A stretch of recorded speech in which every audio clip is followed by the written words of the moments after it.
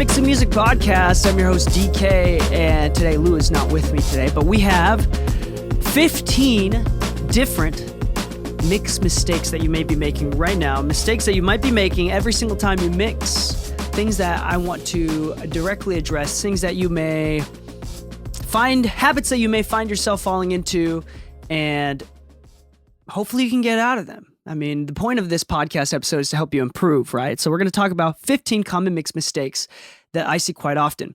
And the cool thing is that I haven't done it as much recently, but for a long while, I used to do mix feedback every Friday on Twitch. So I've listened to literally hundreds of songs and tried to give specific feedback on each of those. So there's lots of things that I've learned, lots of patterns that I've seen from mixers of all types of levels. And I'm here to kind of talk about those patterns and to kind of help you work through them. There's mistakes that we all make. And the cool thing is we're going to address all of them. You're going to go home, work on your next mix with these in mind. You kind of take and choose information buffet, just take and choose what you'd like to try. But these are the 15 most common mistakes that I see from young to even intermediate mixers, sometimes even advanced mixers. So let me know if you have made these mistakes in the past, or if you figured out a way to overcome them, or if there's other mistakes that you often see other people or yourself falling into. Number one is mistakes with balance. Now, balancing is something that's interesting. With mixers want a balanced sound, like you're there to balance the mix, but I think balance is the wrong word. If you want everything to be heard, nothing will be heard, in the sense that you're not trying to get every single synth and every single percussion instrument, and you're not trying to get every single, guitar part and lick to be heard. That's not the point.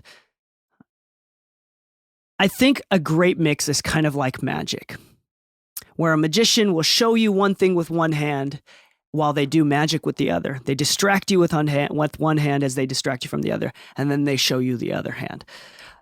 A proper good mix is not balanced. With every song that we love, I mean, think back to all the songs that you just love the sound of. There's usually one thing or a few things that really stick out and kind of give that song character. In some songs, it's the rhythm of the hi-hat. I mean, think about Stevie Wonder. It's a lot of like the rhythm of the hi-hat, the groove of the hi-hat is a big deal. I think that in some songs, it's the lead synth that's really like almost overpowering the vocal, and that becomes the hook. It's a bigger hook than anything that the vocal does. Sometimes it's that single effect, like that weird glass shattering type sound, like a background effect that kind of takes the foreground just for a moment, and it only happens once or twice in a song, the ear candy, and that's a big deal. Sometimes it's just the vocal, and you really bring that vocal out, and you kind of make it feel like a proper ballad, and you accentuate the importance and the beauty of a proper vocalist. Regardless, I don't think a good mix is balanced. I think there's some confusion about it. I think a lesser experienced mixer will try to strive for balance when honestly, balance is relative. Balance does not mean everything is equal. Things are boring when everything is equal. Balanced mixes are boring mixes, a common phrase. And I think that with proper amount of experience and with a little bit of bravery and trusting your gut, which we'll get into a little bit later, I think that you should allow yourself the room to bring things out that you like more and push things back. Especially as a producer, and you're doing like this is a pretty common trick. If you stack a kick drum and there's like 10 kick drum samples that you're stacking, if I delete 9 of them, I'm probably going to get that kick drum to hit harder. So be careful with the stacks. Don't overproduce it. Don't overstack anything if you're a producer. Arrangement is super key here. And I mean, it's the same thing with arranging as it is with mixing. Make sure that you properly only put in what is necessary. And again, just don't go for balance. You don't want everything to be heard. Some things are more meant to be felt. Number 2, a lack of a reference track. Now, this is super obvious. Every speaker system sounds very different. Every headphone sounds very different. Every mix and rough mix sounds very different. If you have no frame of reference, if you don't understand how much top end is too much top end, how much low end is too much low end, how much mid range is too much or too little mid range, then by the time you mix in a void and you send it off to me or to a client, it will not sound anywhere remotely near anything else. Now, I'm not saying that your mixes have to sound like anything else, but if we talk strictly from a numbers perspective, if I hit skip and go to your song randomly, Spotify recommends me your song and I go to your song and it is so bizarrely out of context and doesn't sound right. It doesn't take a pro engineer to realize, oh, this sounds cheap. This feels very cheap and homemade, which sometimes is the vibe, but most of the time it's not. And that's something, honestly, most of the time, 9 out of 10 times, it's because you didn't use a reference track. I've heard of old school engineers leave a radio on the entire time in the back of the room, the entire time while they're mixing. So they always have a frame of reference. So they kind of remember what music is supposed to sound like. We reference in a lot of mix engineers reference with multiple sets of speakers and headphones. But most importantly, we do a lot of the referencing mix work while we mix. So like you can go back to the reference track, solo that, listen to that, and go back to your mix. Make sure that the low end is relatively similar or within the boundaries of acceptable, within the bullseye. The bullseye is pretty big and pretty diverse. But the point is you want to let listeners give the artist's song a shot. And if your song is so out of pocket that listeners won't even give your artist a chance. They're like, they can't even listen to the lyrics because they're just so dumbfounded with how dark the vocal sounds or how bright everything is. They're not going to give your artist a chance. And that's a disservice to the song. That's a disservice to the artist.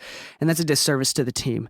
So with a proper mix, you should reference songs that you like. And here's the cool thing about references. One, I use a demo mix, the rough mix, as a reference in the sense of they may not even be close to what is acceptable as far as like mixing goes, but a reference mix is really important because if you solo that reference mix and you listen to that reference mix and there's a specific synth part that you're kind of dialing in, you can listen to the rough mix and find out what role that synth played. For example, you may not know exactly how to EQ the synth or anything like that, but you know from the rough mix that the synth is an integral part of the song and it's very loud and it's the main hook. Or you might find out it's a background instrument.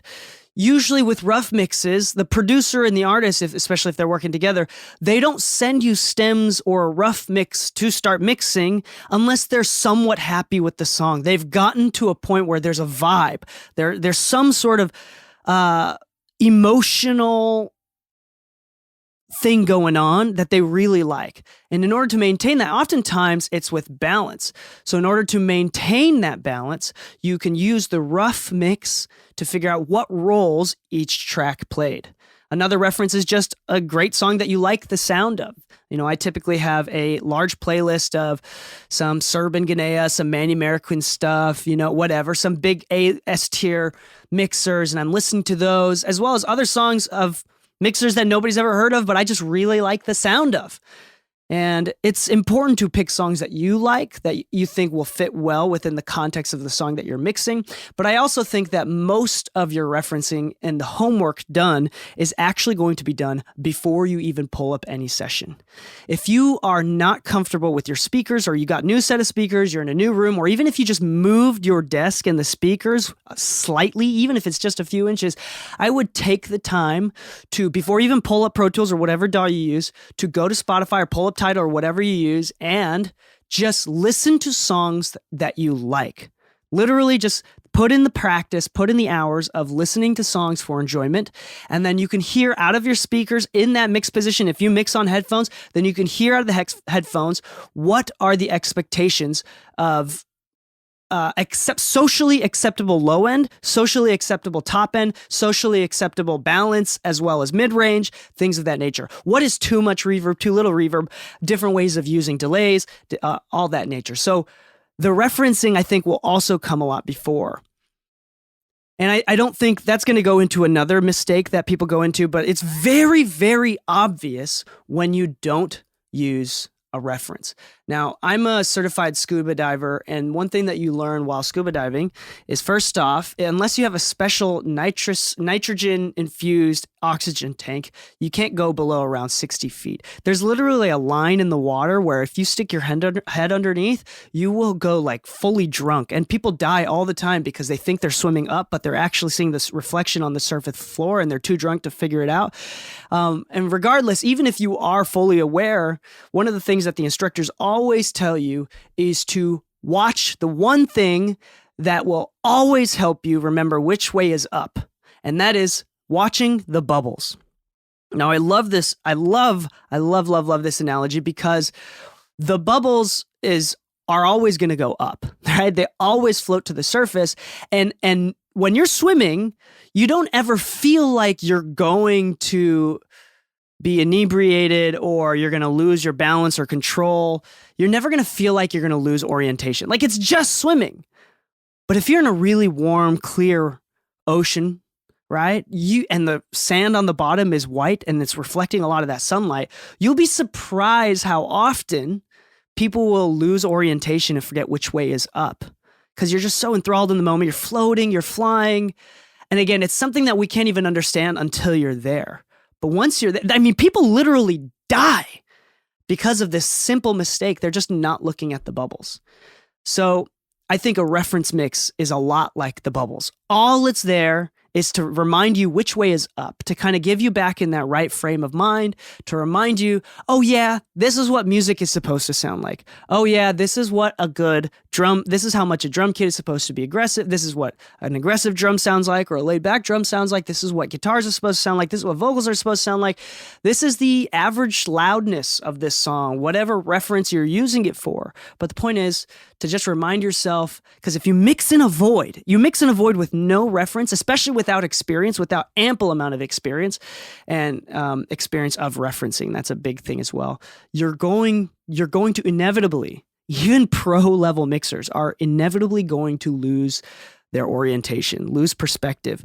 This is a big deal, and it's not something that it takes skill to recognize when you're losing objectivity. And in the beginning, it just kind of sneaks up on you. You're like, oh shit, I listened to the mix 2 days later. And it's like, I wasn't even close to what I thought I was doing. And that's a pretty common thing. So using a reference every single mix is very, very important. That's mix number 2. It's very obvious when you don't use a reference track because you send me a mix. People send me a mix and it doesn't even sound close to anything like the music made on Earth as far as like tonal balance goes. So use a reference. Number 3 is actually very easy and goes hand in hand with that, is there's no consistency in your monitoring. The reason why the car test exists is because most of the time, a lot of us are commuting in cars and we're listening to the most amount of music casually in a car. If you listen to the most amount of music casually in a car, of course it makes sense to reference in a car because you know what music is supposed to sound like in your car. Let's say that you always switch between headphones and your speakers and maybe a second set of speakers. You turn off and on Sound ID or whatever it is. There's no consistency in your monitoring. Then that's going to throw you off each and every time. You should have at least one consistent, super consistent monitoring device, whether that's a pair of headphones or that's the speakers with Sound ID on or Sound ID off or something similar, right? Any sort of correction on with DSP on or off, you have to be consistent. And if you don't have anything consistent, I would go out of your way to make sure you sit in front of your speakers or in your headphones in your mixing position. And again, do that homework and listen to mixes before. Reference mixes before you even pull up any sessions. Get used to your monitoring, get used to the room. Again, even if you move your speakers just a few inches, you might accidentally put your speakers into a null spot, or there might be different resonance frequencies in the room. There's a lot of acoustic stuff going on that is above this episode, but there are so many things going on that can affect your listening position. Even just moving back and forth in your chair a foot or two can totally drastically change the sound of your audio. This is another thing that I don't think people are doing enough of. You need to put in the work, put in the reference of getting used to your monitoring system. I think that getting used to your monitoring system is significantly more important than getting a better monitoring system. Now, this is a big key difference. With a better monitoring system, for example, if you have really nice speakers, it's going to, at first, totally throw you off, and you're going to have to learn those speakers, all right, because you're uncomfortable with them. But eventually, they provide more detail. They're a lot more clear. You might be able to hear the transients better. If there's less distortion in the woofers, you might be able to hear the reverb tails a little bit better. You might be able to hear more muddiness in the mid-range. There's more information that comes out of them, useful information that comes out of the speakers. But in general, even if you just switch to ATCs from JBLs like willy-nilly and you put them in the room, if without any sort of practice or reference or even get like a getting used to phase of the monitor, you're literally not going to mix better. So make sure you put in the time to listen to mixes, listening to songs casually for enjoyment from your mix position. That is a huge deal. Number 4 is gear and preset dependency. Now, I don't, y'all know how I feel about gear. I use it. I love it. But I don't think it's going to change anything. If you suck at mixing, gear isn't going to change anything. And if you're really good at mixing, gear might help, but it mostly helps in the form of variety than it does in practical application, if that makes sense. So with gear, people are like, I need to have a nice preamp. I need to have a U87. I need to have a C800G microphone.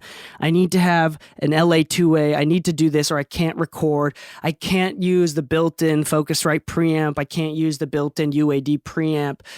That sort of dependency is going to kill your creative, the creative side of you. Don't even think about it. I mean, remember that all these companies are marketing and profiting off of you. So don't be in their control. Like you are a creative mind. Your creativity is not bound by the marketing efforts of another company. Don't worry about it. The less dependent you are on gear, the better, especially on presets. I would not, the presets are helpful. Like they help you get to a starting point and then you can tweak from there. They kind of make your workflow faster. I mean, you can get somewhere faster. They kind of move a lot of the knobs for you, but there's a lot of people that have their favorite preset or even their favorite stack of plugins. I use the same 5 plugins with the same presets on each one. And a lot of these DAWs, you can pull up a chain preset. A lot of people are over dependent on those presets. So, I mean, I don't really need to explain anything. That's number 4. The reason why that's so dangerous is because not every vocal, even from the same artist with the same microphone in the same room, even if everything is the same, the preset is not going to be ideal every single time. You get it ideal once, but in the next song, they're 2 keys below the original key that you recorded the first one in, which makes them the lower part of their resonances in their chest and their throat and their mouth and their head come out a little bit more. And you want that. So it's not going to be ideal for that just because the key changed or they're in a different octave of their voice or whatever. There are different distance from the mic naturally. As I get closer to the mic, there's more low end. And as I get further apart, there's less low end in my voice. You have to, in order to compensate for that, you have to use your ears. It's not going to be ideal. If you're mixing to make things ideal, you have to put in the work of listening each time. You can start with a preset. Again, presets are really useful for getting that workflow started, getting places faster, but do take the time to adjust for that specific session. If you're using, if this is recording or for the mixing side, adjust for that session again, for that song. It'd be a disservice to the artist if you didn't take the time to listen. I mean, you've got the ears, you've got the taste, go ahead and use it. I know it's a little bit of work and it's not even that much work. Shut up. I'm not even gonna let that be an excuse. That's not that much work. Number 5 is ear training. And this is a mistake that people make that I want to be clear of. Ear training, when you listen to pink noise or white noise of some kind and they boost, the AI or computer boosts the 500 hertz 3 dBs and you can be able to figure that out. That's awesome. Or even if it's actual music, it's not even noise of any kind. The reason why that's not the most useful is because that's done in a void. Meaning, what you don't want to, what's not useful is to be able to hear what frequencies are being boosted and cut. What is useful is to be able to figure out what frequencies you do and don't like. Now, there's a difference there. To be able to identify them by their number, or being able to, even if you don't know the number, you're like, I don't like this part of the mid-range. And then you can sweep a little bit to figure out where it is, but you already know which frequencies you don't like. That when you're doing like ear training like that in a void, it's less helpful. It's less practical. I mean, it goes a little bit, but you're going to be surprised how much of that comes naturally from just mixing a song. So again, it's not about the numbers. And this goes into when people watch me mix, when I live stream the mixes, they're like trying to copy exactly what number frequency I'm dipping in stuff. Even I'm not paying attention to that. I'm literally just paying attention to what sounds I like that I want to boost and what sounds I don't like. I'm not paying attention to the numbers. I mean, if you want me to, I could say that was probably around 650 or something like that. But that is like secondary, even tertiary to what the main purpose was, which is I don't like this part of this synth or this part of this snare drum.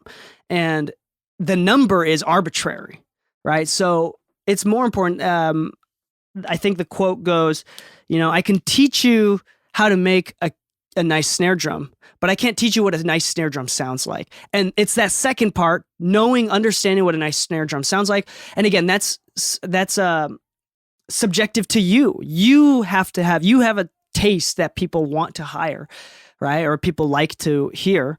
And that subjective taste is what makes something so great, is what makes a mix so great and so unique and so you.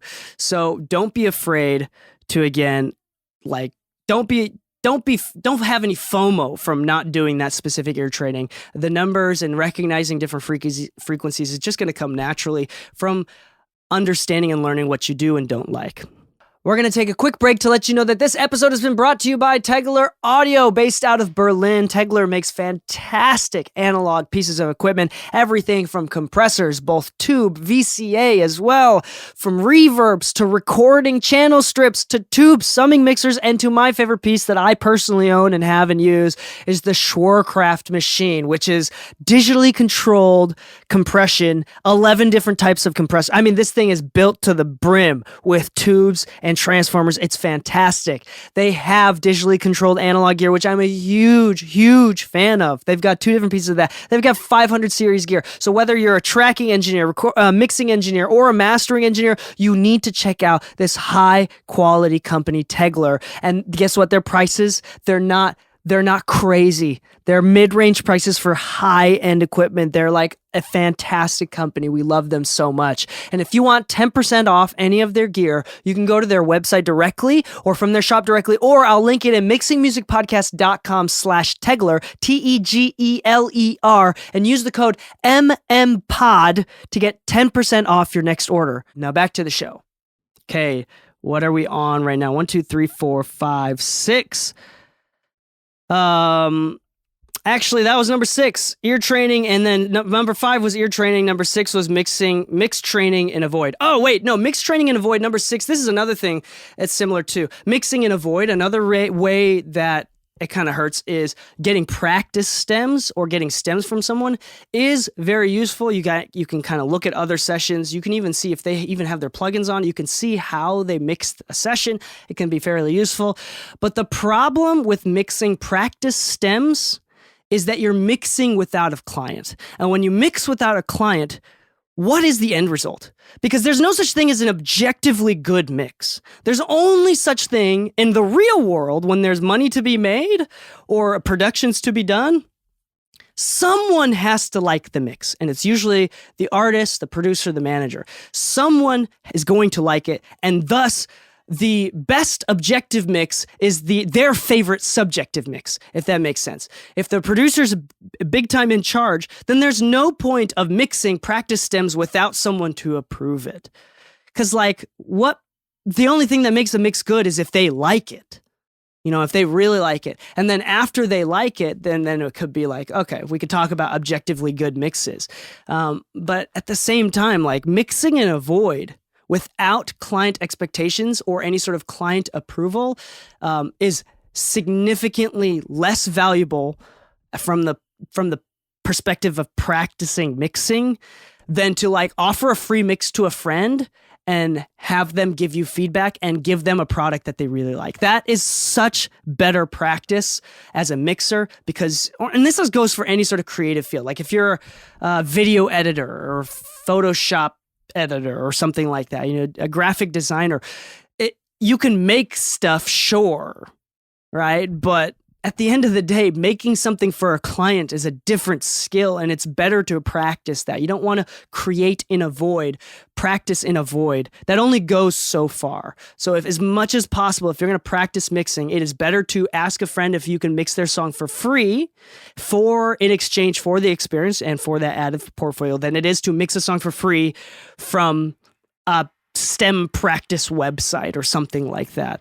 You got to have that feedback. You got to appease someone. That's the entire part of the, I would say, communication and references and what they trying to figure out what the person wants is a significantly more valuable skill than knowing exactly how a compressor works. Literally, I have a manager right now and he's like, "Oh, Dee Kei, we love working with you." And he's like, he kind of glossed over. He's like, "Oh, because you're so easy to talk to. You're so quick on communication. You know exactly what the producer wants.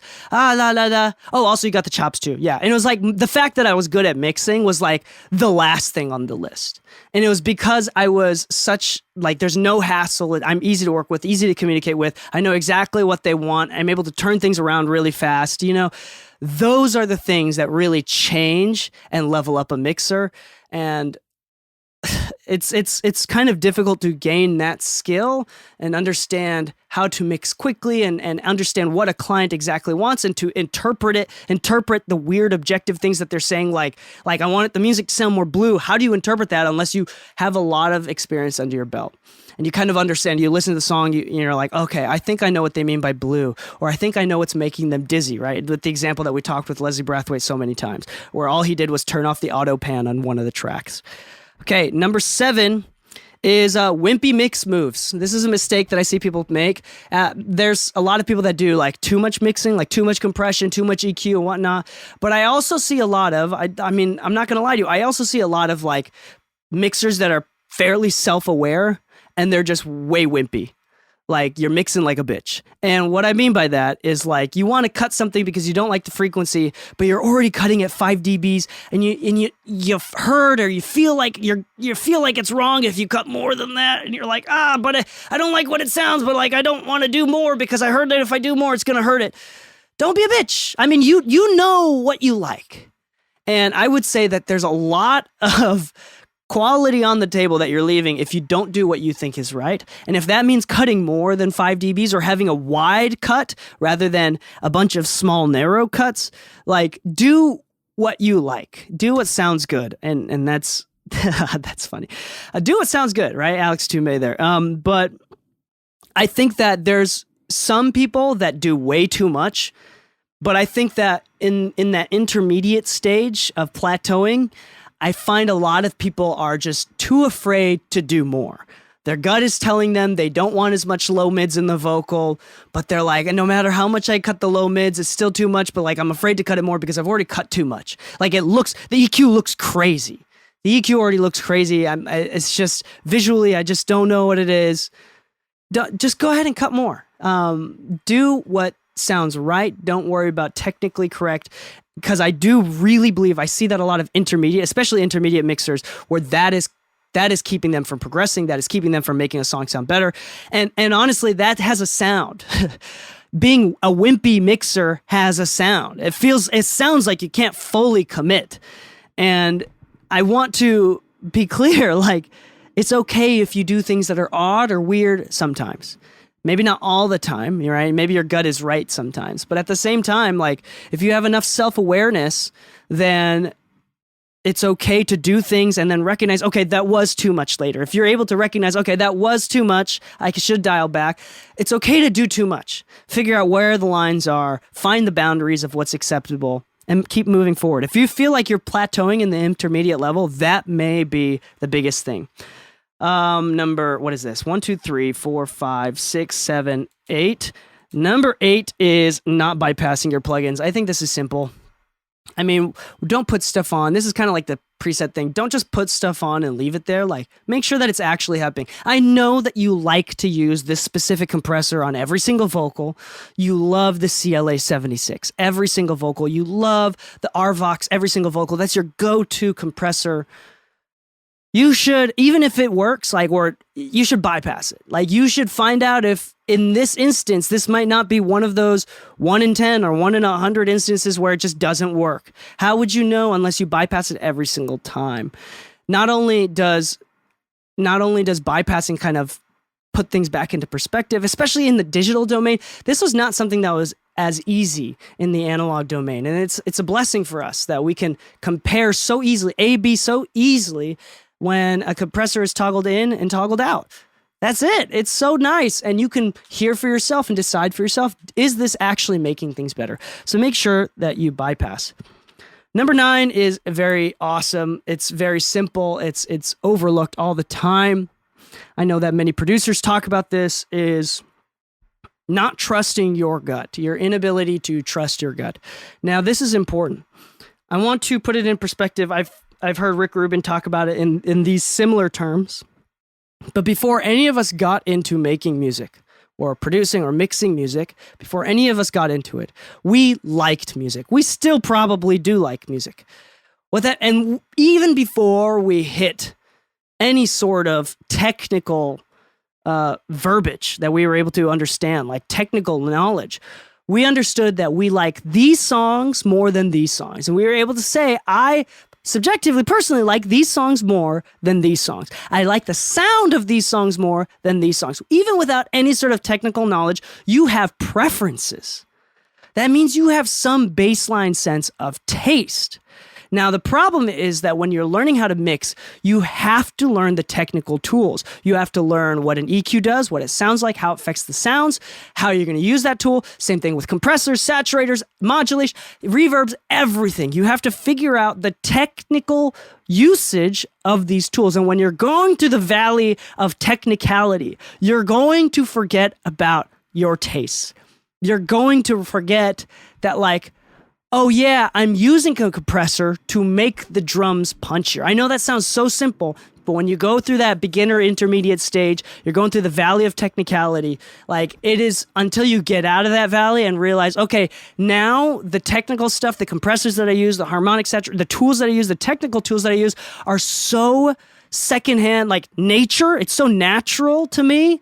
And it comes so easy to me. Now I can think emotionally, and the tools become something that helps me translate my emotional tastes and be able to execute those through technical usage of these tools.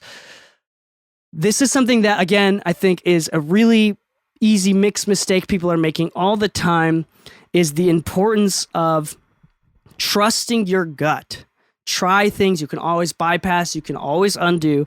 Try things. If the snare doesn't sound quite right, you want to change it out. You want to do something. You want to saturate. You want to do something that is unnatural or not typical of a classic. It's not a classic peer-reviewed mix technique, whatever.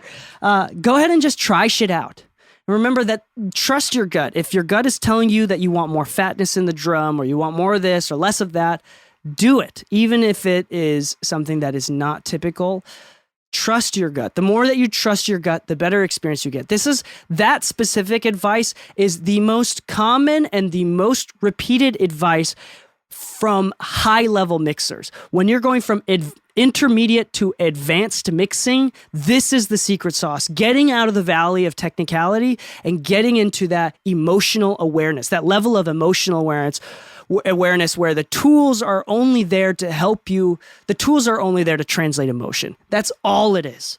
You're not there because the tool it looks cool. I mean, I'm not gonna lie to you. I use plugins because they look cool sometimes. I use gear because they look cool.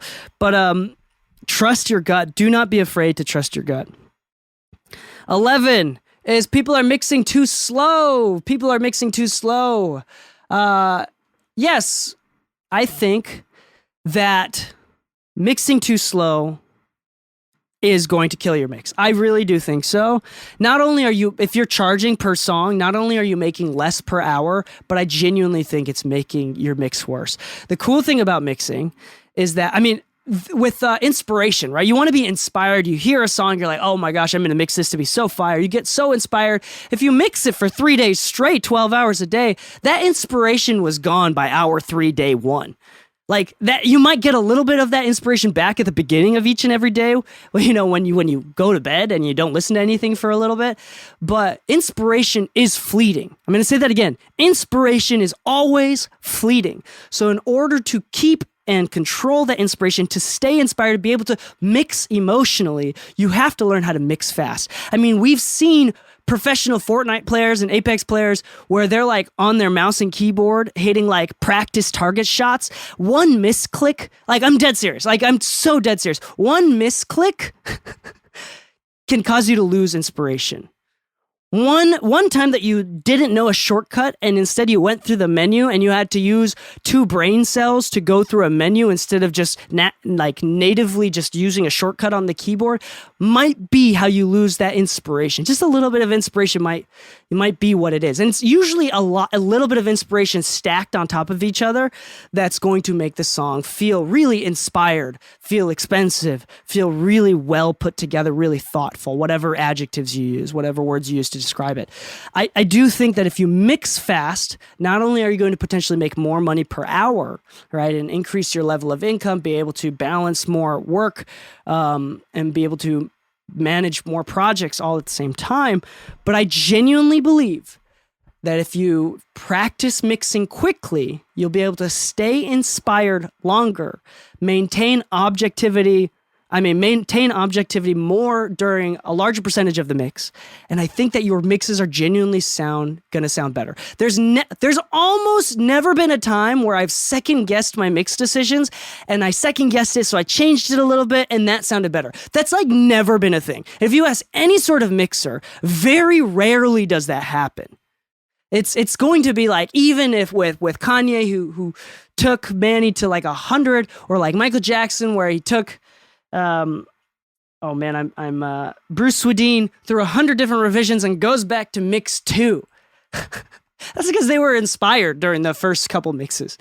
You know, there's something people don't understand. Inspiration is fleeting. Mix faster. And I think that this is going to be something, not just something that you practice, but I think that like if you are an old head and you didn't grow up playing RuneScape, I think that like going to monkey type and like practicing your typing, practicing like watching other people, like tracking, being in high pressure situations, literally getting used to a mouse. I think that the Rolly mouse thing is way overrated. People are like, it stops carpal tunnel. Well, listen, if you sit in a proper position with good posture in a chair where your armrests are the same level as the desk and they're never at a 90 degree angle or less, you're not going to get carpal tunnel. In fact, a Rolly ball where you have to move your wrist every single time is going to get you more it's literally less ergonomic for you. The only reason why those exist is because on consoles, they don't have enough space for a mouse movement, right? Rolly balls are way overrated. I challenge any professional engineer to fight me 1v1 on any sort of first-person shooter. You use the rolly ball, I'll use a mouse, and whoever's more accurate, I guarantee, I will never lose. Even against the best rollerball mouse person, I will never lose. And I seriously, having to think about the mouse and that roller mouse at all, if it's any sort of a barrier for you, then don't fucking use it. Don't fucking use it. It's that simple. Like even something as simple as that. Like if you have shortcuts, I have macros on my keyboard. I have like shortcuts on my keyboard where I can compare rough mixes or reference mixes with a single button on my keyboard. That's custom keyboard nerdy shit we're not going to get into. But you want to take away any sort of resistance or barrier, things that are going to make you slower. And again, if that means practicing on monkey type how to type in the names of your fucking plugins, because the search bar is so much faster than any sort of drag and drop. The search function is so much. If you're using Logic, there is a plug search app. You pay like $20 to $30. It's a no-brainer to buy it. You hit control and while you click on an insert and it lets you type in. Typing in the name of the plugin is so much fucking faster than scrolling, dragging and dropping, going through the developer names or the type of dynamic plugins and finding the fucking... No. I'm telling you, that sort of stuff, those like microseconds, the 2 or 3 seconds for each instance of a plugin that you're putting in when you don't type versus drag and drop is literally killing your inspiration. It's not just making you a slower mixer. It's taking away brain power that could have been used to channel that inspiration that you're feeling. You're wasting your time. And if people are wondering how I'm able to mix so fast, is because one, I always trust my gut. I'm never second guessing myself. I know exactly what to do. I know my tools really, really well. And I've used all of them so many times and done enough bypassing and comparing to know what they sound like and how they're going to change the sound. I know what I want to begin with. I'm envisioning how I want the drums to sound. I know what tools will probably take me there. Sometimes I'm wrong and I have to switch out the inserts, right? But the point is, there's no hesitation. It's all I just need to put in the hours, the work, or whatever it is. And by the time you know it, I can mix a 150 song track confidently, send the mix one to the client in like 2 to 4 hours. And I know that's insane for most mixers, but if you focus, I think that is totally possible. Being able to spend 8 to 12 hours on a song with 100, 150 tracks is a luxury that most people can't afford, shouldn't afford. That's a time when it's like, okay, I'm making enough money that I can spend, like I need to spend money on outboard gear as a tax write-off. Okay, because I need new tools. Like when you're making so much money that you need to spend money for tax write-offs, that's when it's okay to start spending more time on a mix. Like, okay, I have one high-end client that pays $1,500 a mix, and I do 2 of those a week, and I'm set for, the month or whatever, 2 or 3 of those a week. I can spend a day and a half on each mix. Okay, cool. Take your time. But that's not most people. And even as a hobbyist, someone that doesn't have time pressures and time constraints as like a professional mixer, I'm telling you right now, mixing slow is hurting you so much. I'm not going to go on anymore. I've already been going on with this. 9, 10, 11, 9, 10, 11, 12. Okay. That was 11. Number 12 is too much processing. This is so simple. If you're using all 10 inserts and then using another bus so you can use more 10 inserts, I mean, that's something that you should, you should think twice. Like, just make sure that it's actually helping. Most of the time it's not. I find myself doing this all the time too. Like if you're over processing stuff, there's each time you put something on, you're adding noise, adding distortion, not as much as before. We're in digital. But you're adding distortion, you're changing the phase. It becomes less and less malleable for each instance, and it sounds less and less natural. Sometimes I've seen sessions where there's like 10 plugins on a single track, and then I bypass all of them, and it sounds better. You don't need to overprocess. If you really know what you want out of a vocal, for example, or out of a snare, then it doesn't take that many inserts. Like you already know what you want. It's usually that overprocessing comes from not knowing exactly what you want and trying to figure shit out. That, like, you got to remember the most important part is knowing what a good snare drum sounds like, knowing what a good vocal sounds like. If you already know what you want, then you'll need to use less tools. And also be aware, the most important skill to have is knowing when not to change something. You'll be surprised if you, again, go to my live streams. I might live stream more mixes in the future. I'm just doing a lot of mixes where I can't live stream them. They're like label stuff. So I got, I can't, they're private right now, but I do, if I ever do mixes in the future, like you'll be surprised how many tracks I leave untouched. Like I just change the volume and the panning, or if anything, zero everything out, and that's it. Like that might be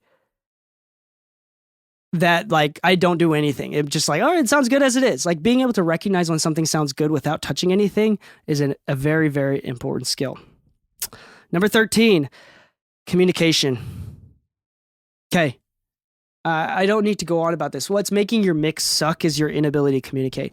Your mixes are suffering because you have either one, a fucking ego, and you're unable to realize that the artist might be right, especially if they have feedback. I'm telling you right now, at the upper echelons of mixers, there is very little to no ego. If you are getting paid by Sony, Universal, Atlantic, Republic, whatever label, and you fight back because you think you know more than the producer or the artist, even if you actually do, you're fucking getting fired. Like, you need to learn how to, one, I think communication goes into understanding that you're just a service. So when someone has feedback, it's not personal. And if you take feedback personally, you may need therapy because that's not normal, okay? It's not a personal thing. They just have different tastes, and it is your job to align your taste to their tastes. It is not their job to understand that your taste is superior. That is not the artist's job. The artist's job is to say, hey, and you know what? This is something that is so funny. It's a great, this is something so funny. It sounds like the audio is dropping out on YouTube. Go to Instagram or to Twitch. Let me know if the audio is still dropping out on Twitch. But here's the thing that's so funny. I hear this all the time. I see this all the time on like Facebook forums. Is someone that's not making enough money from mixing to do full time. They're like, oh, I got some feedback and I really think that these revisions are really worse. I'm conflicted. I need some help. Everybody, can you give me some content? I don't want to put my name on this record because I don't want to tarnish my rapport with this one single or this album from this one local client nobody's ever heard of before. Oh my gosh, you're fucking lame-o. Man, oh man, be an adult. That is the most lame shit ever. First off, if you're unable to accommodate them and make it sound good, something's wrong with you, okay? That means you suck. That's number one. And number two, you don't remember your place. Again, their job is not to make sure that they know that you're superior, your taste is superior. Your job is to accommodate their taste. And if you can't accommodate to their taste without making it sound good, if you can't accommodate their taste without making it sound good, then something is wrong with you. You suck. Number two, let's talk about the actual practicality of that. You don't have to put every single song that you work on your Spotify portfolio on your website. Who gives a fuck if that local artist doesn't sound good and what they want? You don't think it sounds good. Who gives a flying fuck? Because at the end of the day, what's going to get you more clients and get you more work is if they come out of that situation, even if the song sounds bad, if they come out of that situation totally raving about how easy you are to work with, how great you are to work with. Nobody gives a shit about how it sounds. I mean, that's like secondary to how easy you are to work with. If you ask anybody who's had a bad experience with a mixer, it's rarely ever that they can't get it to sound good. It's because they don't reply when they're supposed to do revisions. They don't reply to emails. There's no form of communication.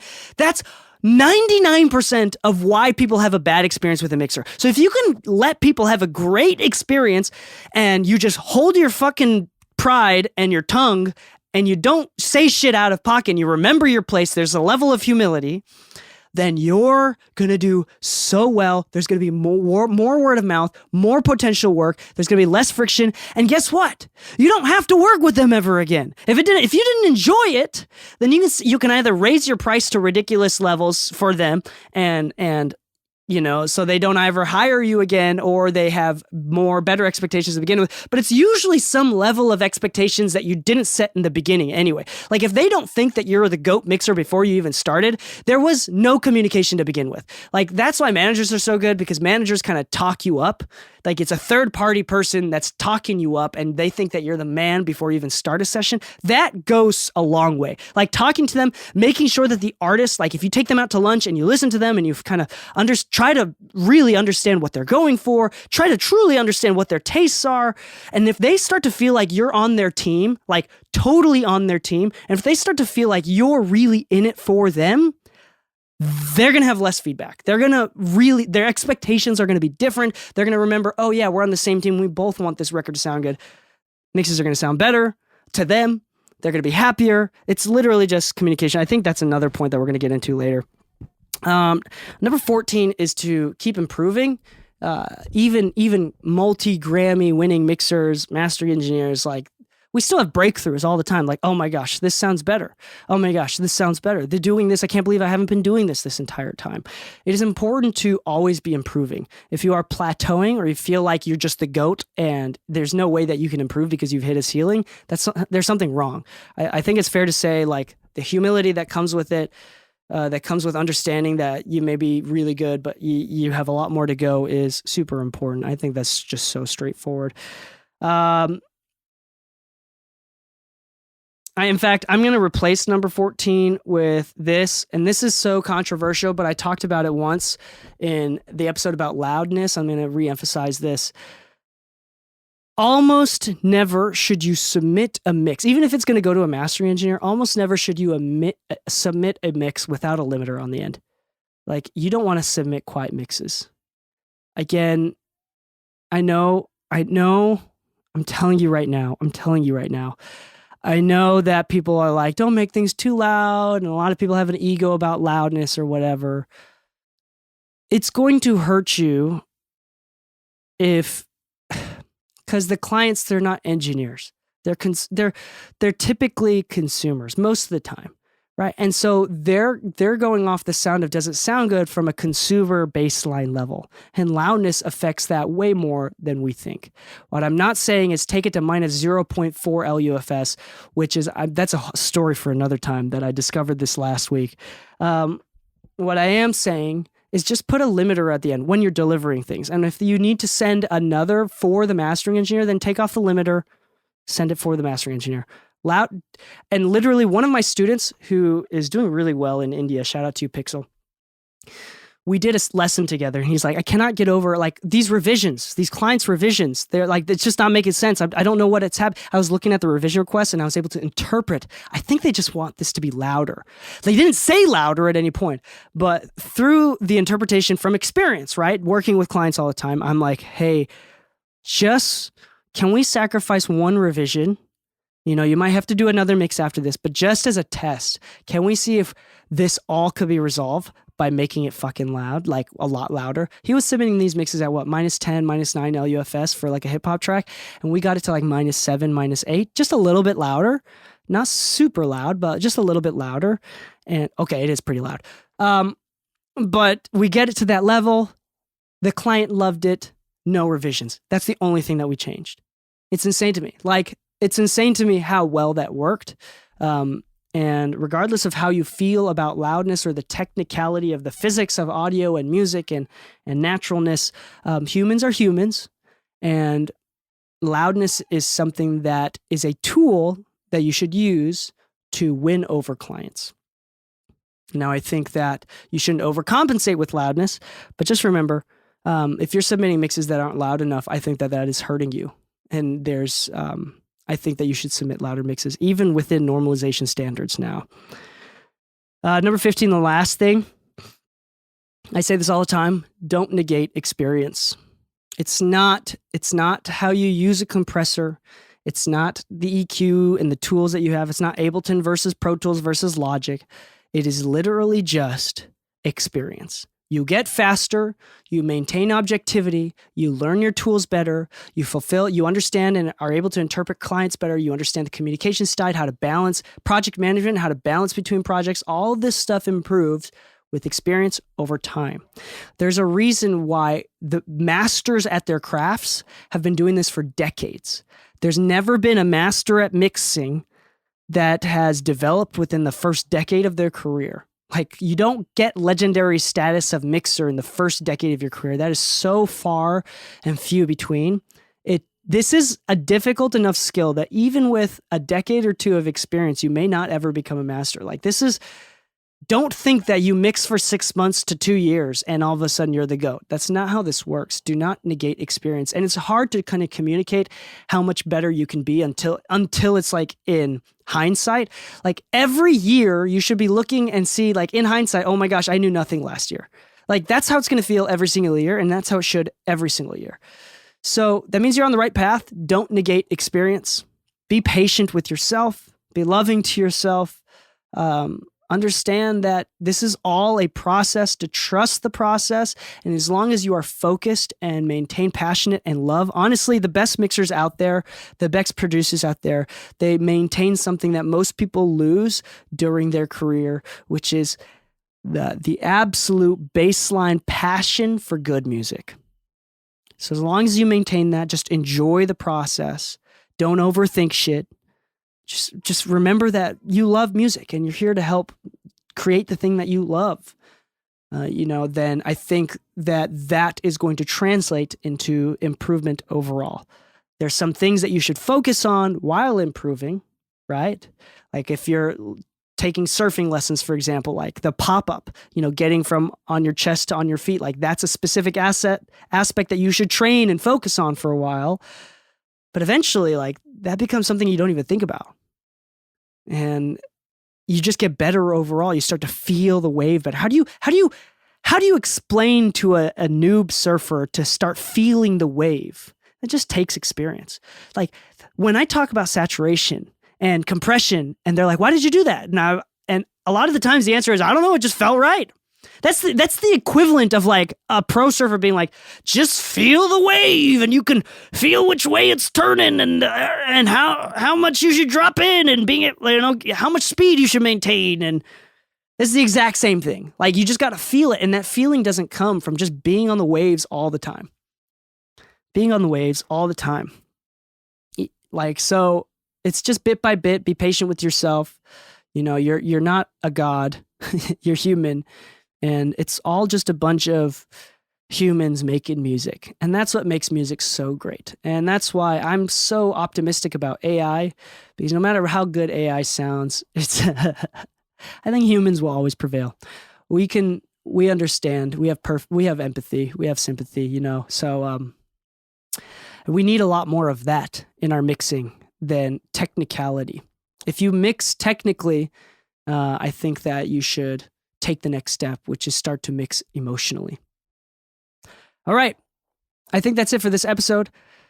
Let's do a couple shout outs. Shout out to FilePass, actually. FilePass. I love FilePass. That's what I use for billing clients and transferring files. Do I need to say less? Do I need to say more? FilePass is awesome. It's basically Dropbox, but for audio, and it's very specific to audio. There's a lot of really cool features.